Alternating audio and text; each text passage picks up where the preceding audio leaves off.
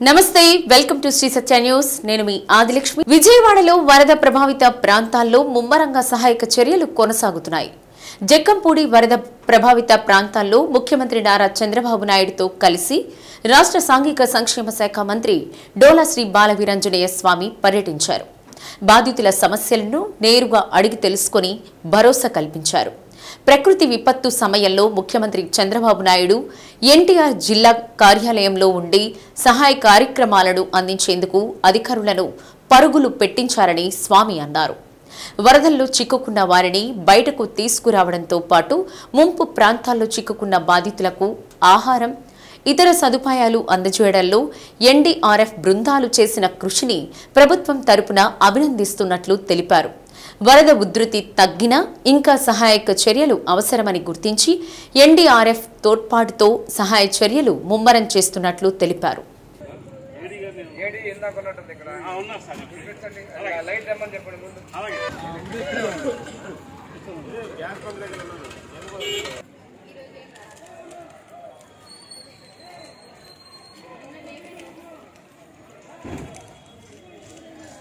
మన ప్రీతం నాయకులు చంద్రబాబు నాయుడు గారు ఎన్టీఆర్ జిల్లా కలెక్టరేట్లో ఉండి యంత్రాంగాన్ని మొత్తాన్ని పరుగులు పెట్టిస్తూ ఉన్నారు. తను ముందుండి నడిపిస్తూ ఇక చేస్తూ ఉంటే ఈ వరదలో ఉన్నటువంటి ప్రజలు కాపాడడం కోసం ఎన్డీఆర్ఎఫ్ బృందం ఎస్డీఆర్ఎఫ్ బృందాలు కూడా చాలా శక్తివంతంగా అక్కడ కష్టపడాయి. మీరు చూస్తూ ఉంటే ఆ రోజు 4 అడుగుల లోతులో ఉన్నప్పుడు ఈ బృందాల ద్వారా వచ్చిన తర్వాత పడవల్లో తీసుకెళ్ళిపోయి భోజనాలు అందివ్వడం, అదేవిధంగా బాగలేనటువంటి వాళ్ళని గర్భవతుల్ని వృద్ధులను తీసుకురావడం, లేదా సాహసోపేతమైనటువంటి తీసుకురావడం, అదేవిధంగా ఎక్కడైతే భోజనాలు అవ్వలేదని చిన్నపిల్లలు ఉంటుందో వాళ్ళని తీసుకురావడం, ఇవన్నీ చేసినందుకు ఆంధ్రప్రదేశ్ ప్రభుత్వంలో మనస్ఫూర్తి వాళ్ళకు అభినందనలు తెలియజేస్తున్నాను.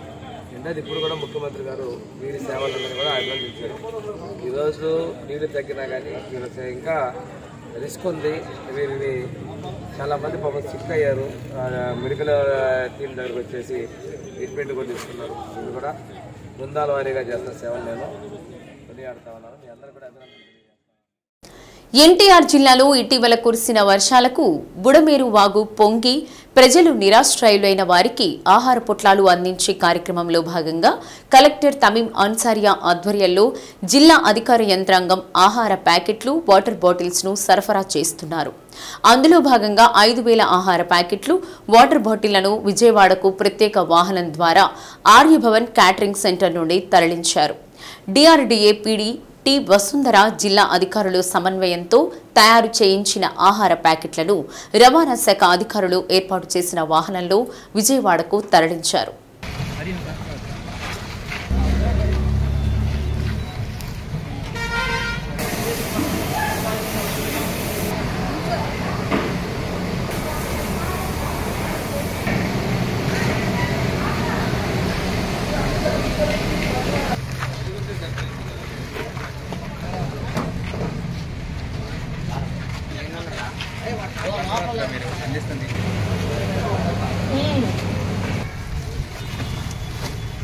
అక్కడ ఇంకా 40 ఉన్నాయి.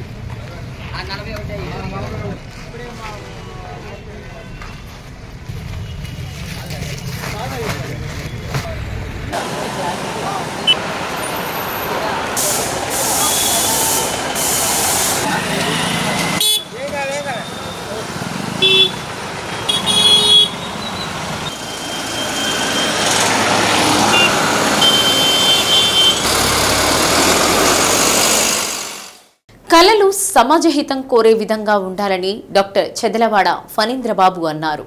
ప్రజా కళా వేదిక ఆధ్వర్యంలో ప్రజా కళాకారులు డాక్టర్ గరికపాటి రాజారావు వర్ధంతిని పురస్కరించుకుని ఒంగోలు ఎన్టీఆర్ కళాక్షేత్రంలో భవిత కోసం బాలోత్సవం కార్యక్రమం నిర్వహించారు.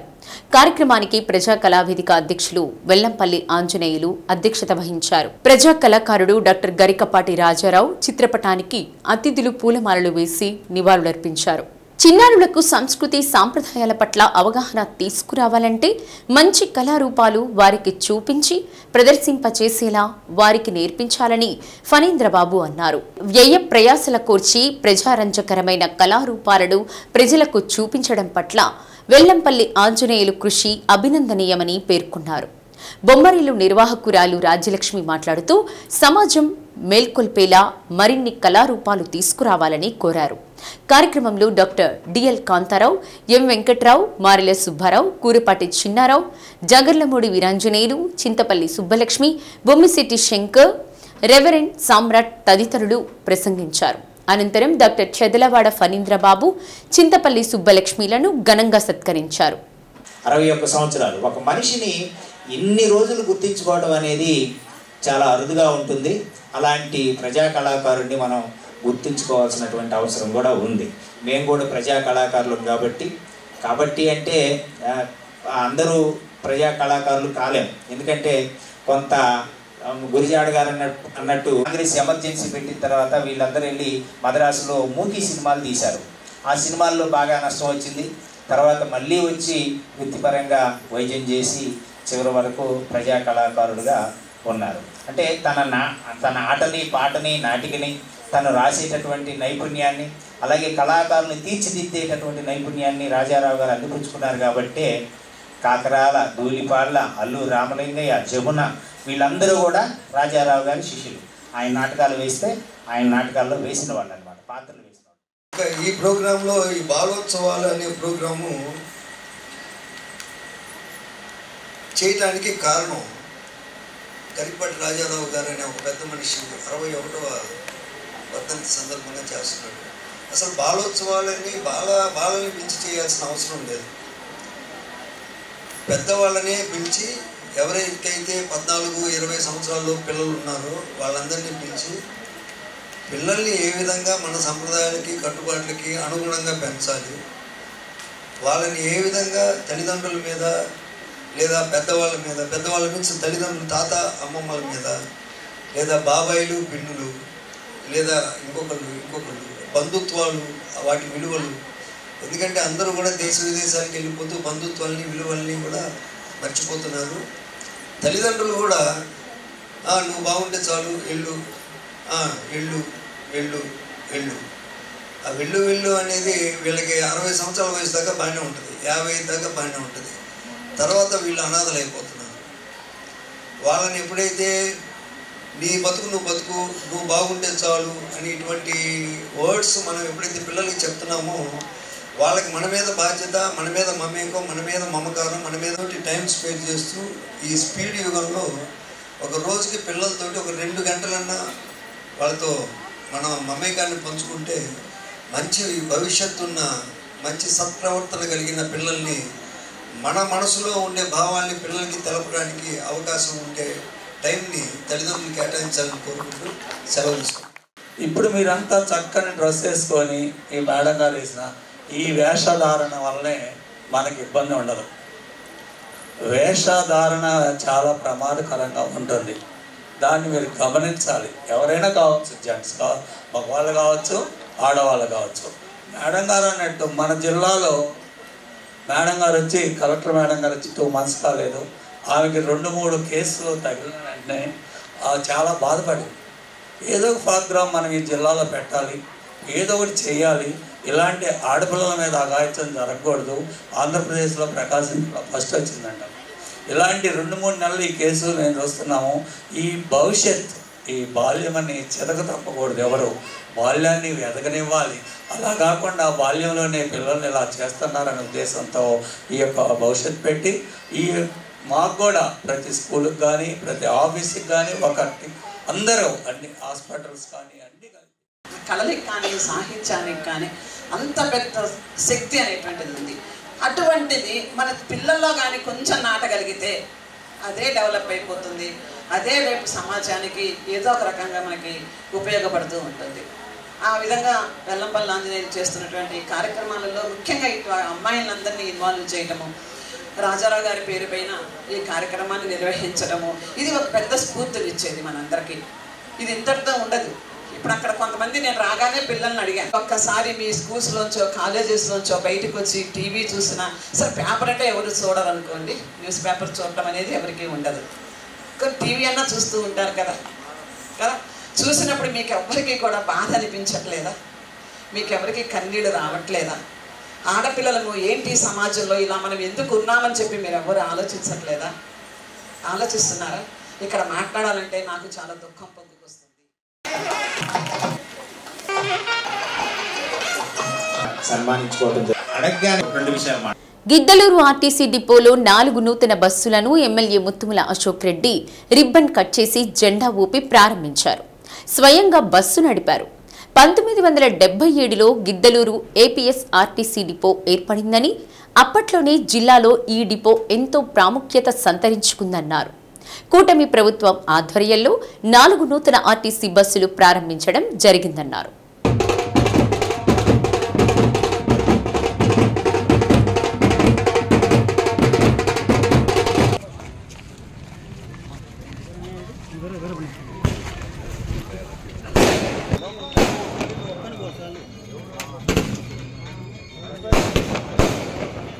గతంలో 84 బస్సులు ఉన్న గిద్దలూరు డిపోకు ప్రస్తుతం 73 బస్సులే ఉన్నాయని అన్నారు. గతంలో రాబడి జిల్లాలో 2వ స్థానంలో ఉన్న గిద్దలూరు డిపో ప్రస్తుతం వెనుకబడిందని అన్నారు. చంద్రబాబు నేతృత్వంలో కూటమి ప్రభుత్వ ఆధ్వర్యంలో ఆర్టీసీ బస్టాండ్ను సుందరంగా తీర్చిదిద్దుతామని తెలిపారు. గత ప్రభుత్వం కేవలం ఏపీఎస్ ఆర్టీసీని ప్రభుత్వంలో విలీనం చేసి ఉద్యోగుల సమస్యలను గాలికి వదిలేశారని అన్నారు. కార్యక్రమంలో జెడ్పీటీసీ సభ్యులు బుడత మధుసూదన్, డిపో మేనేజర్ బత్తుల చంద్రశేఖర్, నగర పంచాయతీ చైర్మన్ పాముల వెంకట సుబ్బయ్య, మండల అధ్యక్షులు మార్తాల సుబ్బారెడ్డి, సయ్యద్ సానే సావలి, కౌన్సిలర్లు, ఆర్టీసీ యూనియన్ నాయకులు, ఉద్యోగులు తదితరులు పాల్గొన్నారు.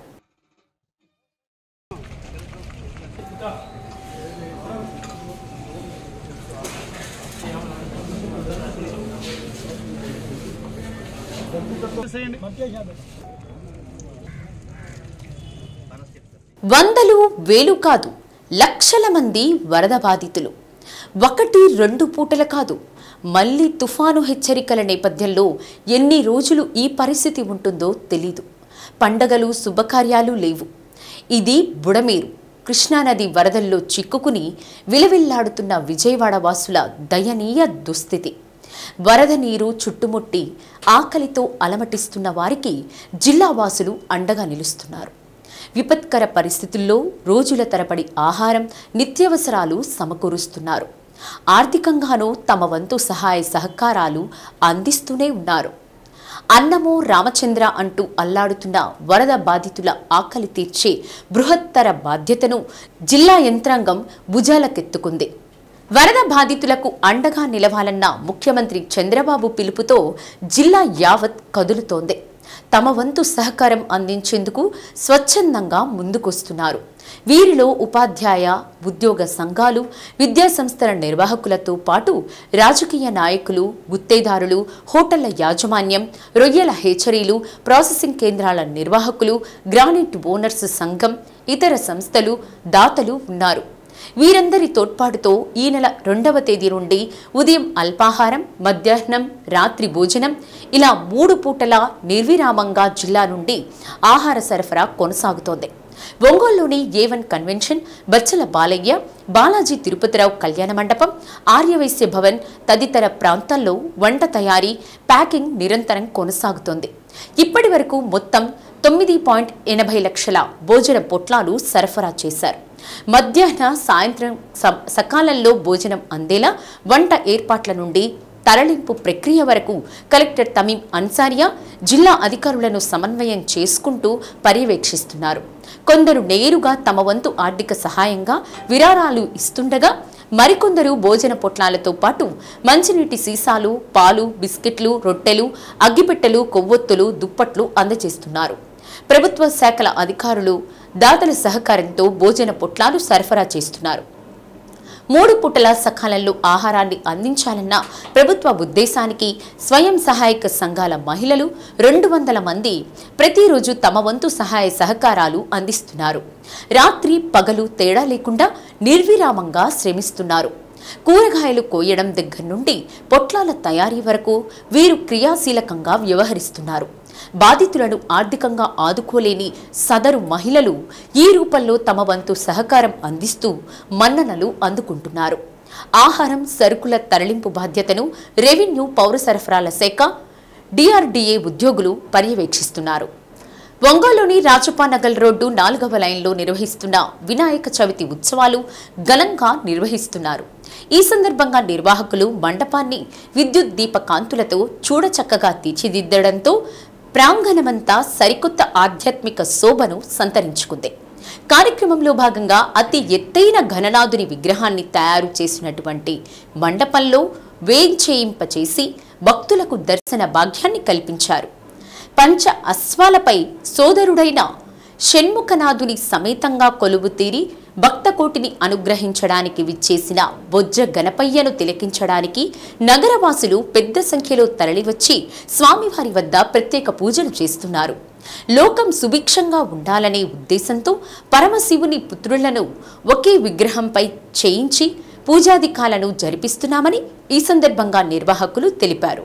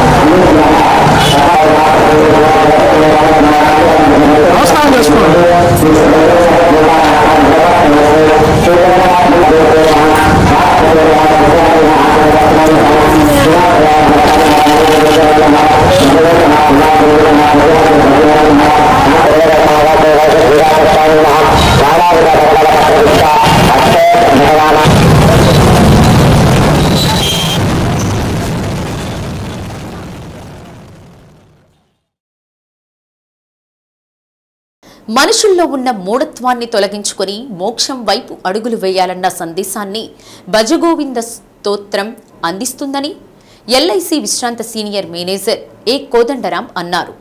పద్య సారస్వతి పరిషత్ ఆధ్వర్యంలో మంగమూరు రోడ్లోని పరిషత్ కార్యాలయంలో జరిగిన సాహిత్య సభలో జగద్గురు ఆదిశంకరులు రచించిన భజగోవిందం శ్లోకాలపై ఆయన ప్రసంగించారు.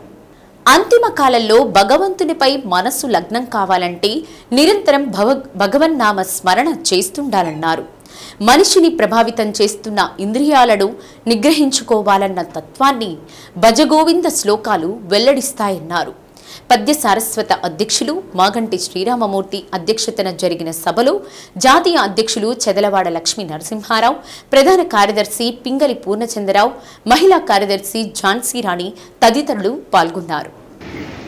సత్కర్మలు సత్కార్యాలు చేయటం ఇది ఒక ద్వితీయ స్థాయి భజన భజ అనుకుంటే, ఉత్తర స్థాయి ఏంటంటే తాదాత్మ్యత చెందటం, పూర్తిగా శివోహం నేనే శివుణ్ణి అయిపోవటం, అహం బ్రహ్మాస్మి నేను బ్రహ్మమును అని భావించి ఆ స్థాయిలో నిలవటం రమణులాగా. అది అత్యుత్తమ స్థాయి పూజ అనుకోవచ్చు.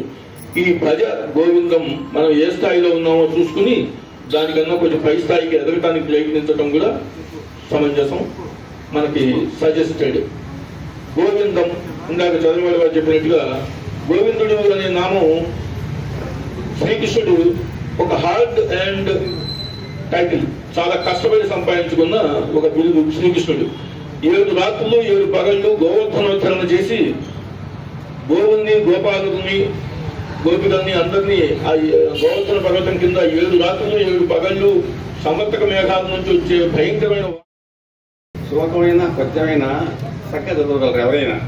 భావం తెలియనప్పుడు ఎక్కడ కట్ చేయాలి, ఆ పదానికి అర్థం తెలియక ఎక్కడెక్కడో కట్ చేసి ఆ పద్యాన్ని కోడ చేస్తారు, శ్లోకాన్ని కోడ చేస్తారు. అర్థజ్ఞానం కావాలి. అర్థజ్ఞానం కావాలంటే తెలుగు సాహిత్యం కొంత పరిచయం ఉండాలి, అది ఆయన కొంత ఉంది. ఇది 2 ఉన్నాయి. 3వది వార్ధక్ ఆవిష్కరణ, చెప్పే విషయాన్ని స్పష్టంగా అందరికి అర్థమయ్యే రీతిలో నిదానంగా ప్రతి మాట చెప్పగలిగారు. ఈ 3 ఉన్నవాడు మంచి స్పీకర్ అవుతాడు, మంచి ప్రవాచకుడు అవుతాడు. ఆ విషయాన్ని నేను గురువు గారికి విన్నవిస్తే ఆయన చాలా సంతోషపడ్డారు. ఇది మంచి విషయం అని చెప్పేసి. నాకు తెలిసినంత వరకు ఎంతోమంది గొప్ప గొప్ప వక్తలు ఉన్నారండి, పండితులు ఉన్నారు.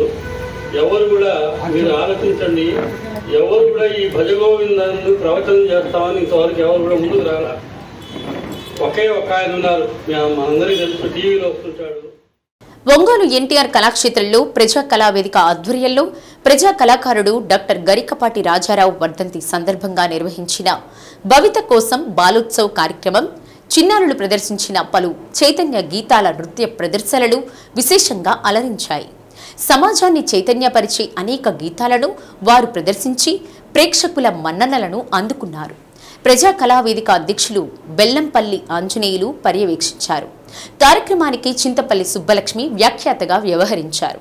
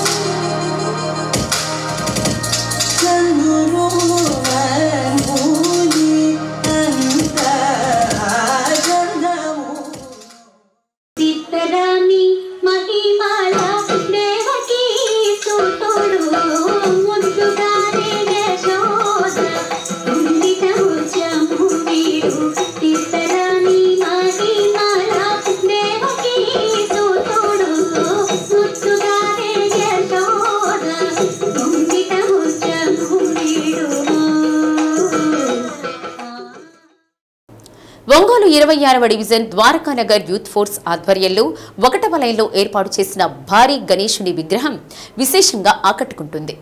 ఆదివారం కావడంతో నగరంలోని భక్తులు గణేష్ని సందర్శించి ప్రత్యేక పూజలు నిర్వహించారు.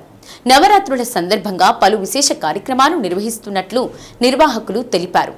కార్యక్రమంలో రావులపల్లి సంజయ్, చిట్టిబోయిన వంశీ, ఆవుల రవితేజ, రావులపల్లి ప్రేమ్ కుమార్, దేవనబోయిన శ్రీను, శ్రవణ్, అశోక్, సాయి శివరాం పర్యవేక్షిస్తున్నారు.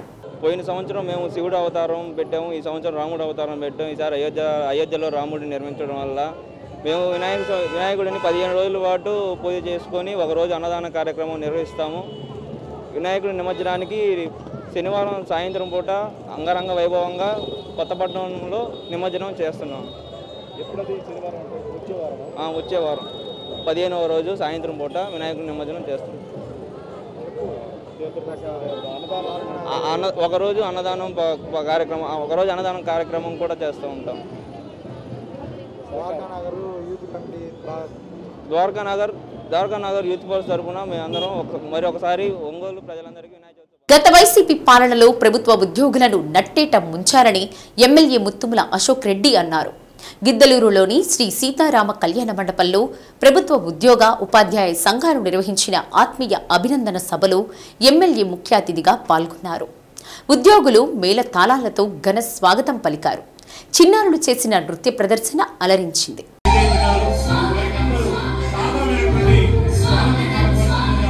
ఇచ్చిన హామీలను నెరవేర్చకపోగా ఉద్యోగులను ఇబ్బందులకు గురి చేసిన ఘనత జగన్మోహన్ రెడ్డి ప్రభుత్వానిదే అని ఎమ్మెల్యే అన్నారు. విద్యా విలీనం పేరుతో గ్రామాల్లోని చిన్నారులకు విద్యను దూరం చేశారని, కరోనా సమయంలో ఉపాధ్యాయులను ప్రభుత్వ మద్యం షాపుల వద్ద నియమించి వారిని అగౌరవపరిచారన్నారు. వైసీపీ పాలకుల అరాచక పాలనకు విసుగెత్తిన ప్రభుత్వ ఉద్యోగులు సంఘటితంగా పోరాడి 2024 ఎన్నికల్లో వైసీపీ పాలకులను ఇంటికి సాగనంపారని పేర్కొన్నారు.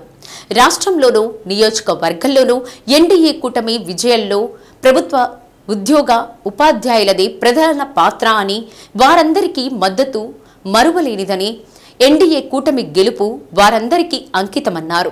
కార్యక్రమంలో గిద్దలూరు జెడ్పీటీసీ సభ్యులు బుడత మధుసూదన్, మాజీ సర్పంచ్ దప్పిలి భాస్కర్ రెడ్డి, మండల అధ్యక్షులు కటికి యోగానంద్, మార్తాల సుబ్బారెడ్డి, బి వెంకటేశ్వర్లు, టీడీపీ నాయకులు దప్పిలి కాసిరెడ్డి తదితరులు పాల్గొన్నారు. వేదిక మీద ఉన్నటువంటి మా మిత్రులు, గిద్దలూరు జెడ్పీటీసీ సభ్యులు బుడత మధుసూదన్ యాదవ్ గారికి, గిద్దలూరు మున్సిపల్ చైర్పర్సన్ గారు పాముల వెంకట సుబ్బయ్య గారికి, పూజ్యులు పెద్దలు గిద్దలూరు గ్రామ మాజీ సర్పంచ్ గారు దప్పిలి విజయభాస్కర్ రెడ్డి గారికి, అలాగే కాసిరెడ్డి అన్న గారు, వేదిక మీద ఉన్నటువంటి Telugu Desam party, Janasena party, Bharatiya Janata party నాయకులకు, అలాగే వేదిక మీద ఉన్నటువంటి ఎంఈఓలందరికీ, మున్సిపల్ కమిషనర్ గారికి, ఎంపీడీఓస్కి, అలాగే ఈ కార్యక్రమానికి విచ్చేసినటువంటి ఉద్యోగ ఉపాధ్యాయ వర్గాల సోదర సోదరీమణులందరికీ కూడా ముందుగా నా యొక్క మనస్ఫూర్తి నమస్కారాలు నేను అందరికీ తెలియజేస్తా ఉన్నాను. ఇక్కడ నేను శాసనసభ్యుడిగా నిలబడ్డానంటే దానికి కారణం ఎవరు? అక్కడ మొత్తం గిద్దలూరు నియోజకవర్గానికి సంబంధించి 284 బూతులు ఉన్నాయి. అక్కడ 284 బూతులు, 21 రౌండ్లు. అక్కడ 21 రౌండ్లు అయిపోయినాయి. 382 ఓట్ల మెజారిటీతో నేను వెనుకంజలో ఉన్నాను. కానీ నా గుండె నిండా ధైర్యం ఉంది. ఎందుకు ధైర్యం ఉంది? అక్కడ పోస్టల్ బ్యాలెట్లు ఒక్కటి కూడా లెక్కింపు స్టార్ట్ కాలేదు. అది నా ధైర్యం. ఆ ధైర్యాన్ని ఇచ్చిన వ్యక్తులు ఎవరు? ఇక్కడ ఉన్నటువంటి మీరందరూ వేసినటువంటి ఓట్లు అక్కడ ఉన్నాయి. అది నా గెలుపుకు నాకు అక్కడ ఉంది అనేటువంటి గుండె ధైర్యంతో నేను మా వాళ్ళందరికీ చెప్పాను, మనం ధైర్యంగా ఉందాం, గెలుపు మనదే అని చెప్పాను. ఈ గెలుపును అందించినటువంటి ఉద్యోగ ఉపాధ్యాయ వర్గాలకి మరి ఒక్కసారి నేను శిరస్సు వంచి మీ అందరికీ నమస్కరిస్తూ, మీ అందరికీ ఈ విజయం మీ అందరికీ అంకితమని నేను తెలియజేసుకుంటా ఉన్నాను. నేను అటువంటి ప్రముఖమైనటువంటి పాత్ర ఉన్నటువంటి మీ అందరి ముందు నేను మాట్లాడుతున్నందుకు నాకు సంతోషంగా ఉంది, నాకు గర్వంగా ఉంది. దానికి కారణం నా గెలుపును ఇచ్చినటువంటి వ్యక్తులు. నేను ఎవరు అన్న సత్యాన్ని తెలుసుకున్నప్పుడే మానవ మనుగడ సజావుగా సాగిపోతుందని సీనియర్ డాక్టర్ రావిపాటి ప్రసాదరావు అన్నారు.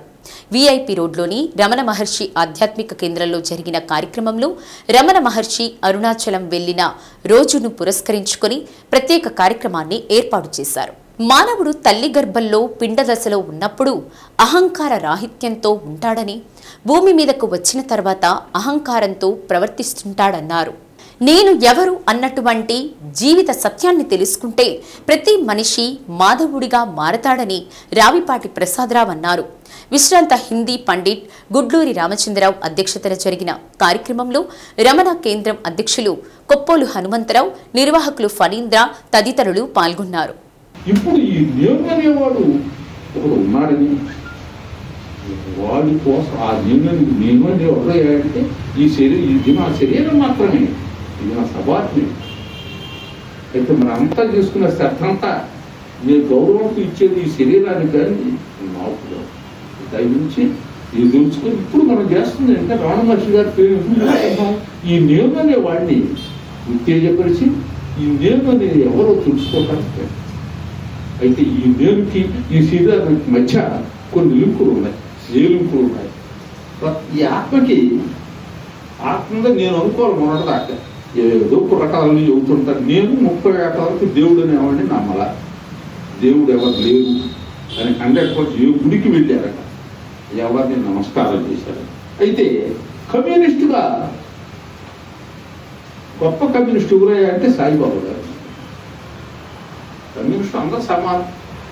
ఇప్పుడు కొన్ని ఈ కులాలు, ఈ మతాలు ఇవన్నీ కూడా ఈ శరీరానికి కానీ లాభాలు వర్తించేందుకు ఇది మనం అందరం తెలుసుకోవాల్సింది ఏంటంటే, మొన్న మధ్య ఎవరు ఒక పేషెంట్ వచ్చింది, ఏమన్నా రోజు ప్రార్థన చేసుకున్నాను, లేదని నేను దేవుడు నమ్ముతున్నాను, ఎంతకాలం గాడిదన్నావా అంటే దేవుడు నమ్ముతూ ఏంటి క్రైస్తవులు చెప్పేది అంటే దేవుడు నమ్ముతున్నారు అంత మన అంత నమ్మకం. దేవుడు అనేవాడిని అందరూ నమ్ముతున్నారు, హిందువులు నమ్ముతున్నారు, క్రైస్తవులు నమ్ముతున్నారు, ముస్లింలు నమ్ముతున్నారు. వీళ్ళు చెప్పే మాటలు ఏంటంటే నేను దేవుడు నమ్మకం మొదలెట్టాను. అప్పుడు అవన్నీ ఏమి దేవుడు అనేది ఇప్పుడు దాకా దేవుడు నమ్మకం దేవుడు గాడిద ఉంటావా లేదండి. ఈ మాటలు మీరు వింటుంటారు, తప్పుగా తీసుకోవాలి. సో అయిపోతే ఈ శరీరానికి మధ్య, ఆత్మకి శరీరానికి మధ్య పంచేంద్రియాలు అంటే చెవులు, కళ్ళు. గణేష్ నవరాత్రి ఉత్సవాల్లో భాగంగా 26వ డివిజన్ గణేష్ ఉత్సవ కమిటీ ఆధ్వర్యంలో వేడుకలు ఘనంగా నిర్వహిస్తున్నారు. 20 అడుగుల సీతారామ లక్ష్మణ హనుమంత గణపతి విగ్రహం విశేషంగా ఆకర్షిస్తుంది. స్వామివారు దీవిస్తున్నట్లు కదులుతున్న విగ్రహం చూసేందుకు భక్తులు పెద్ద ఎత్తున తరలివస్తున్నారు.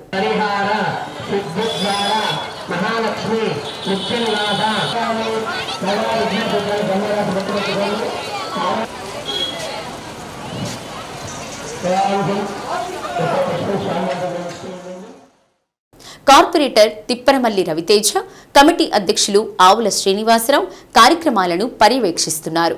కార్యక్రమంలో సాయి మణికంఠ, కార్తీక్, శైలేంద్ర, కోటు సాయి, ఆవుల మణి తదితరులు పాల్గొని భక్తులకు ఎటువంటి అసౌకర్యం కలగకుండా ఏర్పాట్లు చేశారు. శుక్రవారం గణపతి హోమం, ఆదివారం నగరోత్సవం ఉంటుందన్నారు. అనంతరం నిమజ్జన కార్యక్రమానికి గణేశుడు తరలి వెళ్తారని పేర్కొన్నారు. ద్వారకా నగర్లో దక్షిణముఖ వీరాంజనేయ స్వామివారి దేవస్థానం వద్ద వినాయక చవితి పర్వదినాన్ని పురస్కరించుకొని 20 అడుగుల వినాయకుడిని ఇక్కడ ప్రతిష్ఠించుకొని పూజా కార్యక్రమాలు నిర్వహించడం జరుగుతూ ఉంది. శ్రీ ద్వారకా నగర్ శ్రీ గణేష్ ఉత్సవ కమిటీ ఆధ్వర్యంలో ఈ గణేష్ నవరాత్రులను ఇక్కడ నిర్వహిస్తూ ఉన్నాం. మా కమిటీ ఆధ్వర్యంలో ఈ సంవత్సరం ఇది 12వ సంవత్సరం. హైదరాబాద్ నుంచి విగ్రహాన్ని తీసుకొని వచ్చి శ్రీ సీతారామ సమేత లక్ష్మణ హనుమంతుల వారి విగ్రహాలతో పాటు ఈ వినాయకుడి విగ్రహాన్ని ఏర్పాటు చేయడం జరిగింది.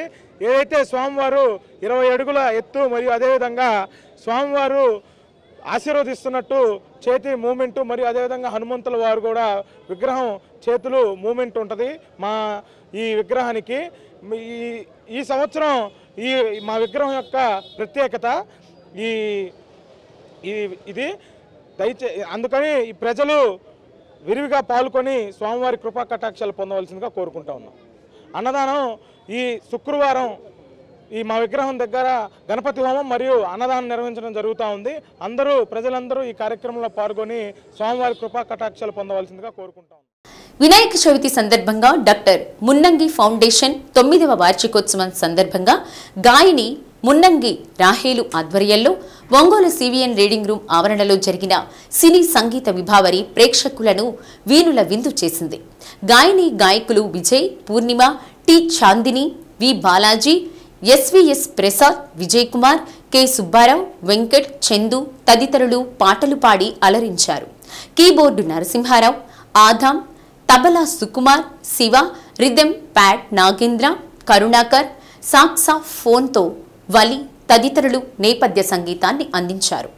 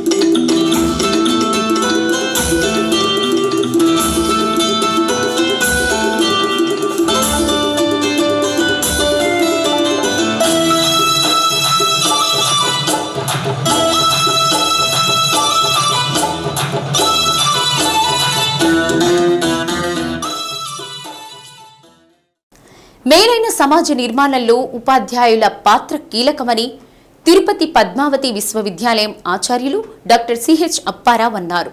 తిరుపతిలోని మహతి ఆడిటోరియంలో అభిలాష హెల్పింగ్ హ్యాండ్స్ సంస్థ ఆధ్వర్యంలో సర్వేపల్లి రాధాకృష్ణన్ జయంతిని వేడుకలు నిర్వహించారు. ఈ సందర్భంగా విద్యారంగంలో చేసిన విశిష్ట సేవలందించిన పుట్టంరాజు శ్రీరామచంద్రమూర్తికి నంది పురస్కారం అందజేశారు. Vice chancellor professor V Uma, vice chancellor Padmavati Mahila Vishwavidyalayam Bhumanna, మాజీ director TTD BS Narayana Reddy ఉపాధ్యాయుల సేవలను ప్రశంసించారు. కార్యక్రమంలో సంస్థ బాధ్యులు టి యోగీష్, వ్యవస్థాపకులు అధ్యక్షురాలు డాక్టర్ ఎస్ సరోజమ్మ, ఖాదర్ బాషా, కె విజిత తదితరులు పాల్గొన్నారు.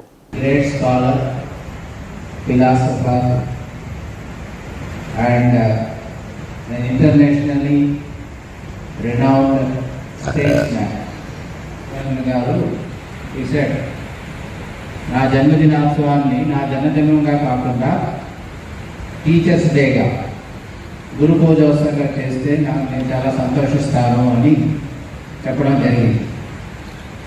ఆ తర్వాత నుంచి మనము డాక్టర్ సర్వేపల్లి రాధాకృష్ణన్ గారి జన్మదినాన్ని గురు పూజోత్సవంగా ప్రతి స్కూల్స్లో, ప్రతి కాలేజీలో, యూనివర్సిటీస్లో భారతదేశం అంతా జరుపుకుంటున్నాం.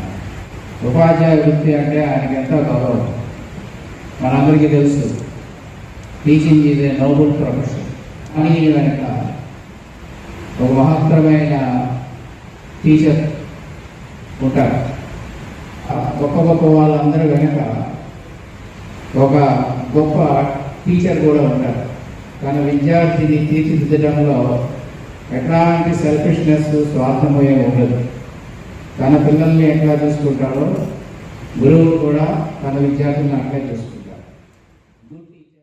గణేష్ నవరాత్రి ఉత్సవాల సందర్భంగా ఒంగోలు అన్నవరప్పాడు 4వ లైన్లో గత 15 సంవత్సరాలుగా బోడా కొండయ్య కుమారులు రామకృష్ణ, కృష్ణవేణి ఆధ్వర్యంలో గణేష్ నవరాత్రి ఉత్సవాలు ఘనంగా నిర్వహిస్తున్నారు.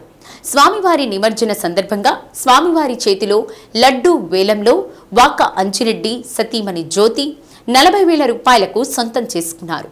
కార్యక్రమంలో పిగిలి కోటేశ్వరరావు, మల్లెబోయిన రాజు యాదవ్, ఎం వెంకట నరేంద్ర, నిమ్మకాయల ప్రసాద్, పిగిలి శ్రీనివాసరావు భక్తులు పెద్ద ఎత్తున పాల్గొన్నారు.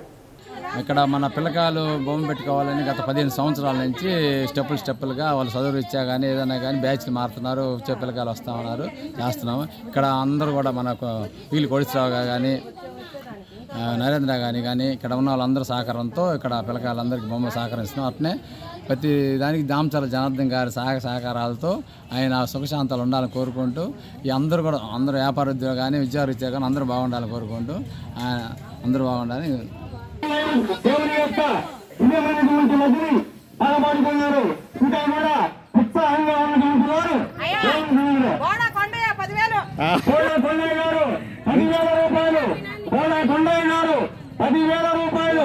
స్వామివారి దివ్యంగా లడ్డుని నరేంద్రబాబు గారు 11,000 రూపాయలు 11,000 రూపాయలతో లడ్డులు పాల్పడుతున్నారు. నరేంద్రబాబు గారు 13,000 రూపాయలు, నరేంద్రబాబు గారు 13,000 రూపాయలతో కొండయ్య గారు 15,000 రూపాయలు.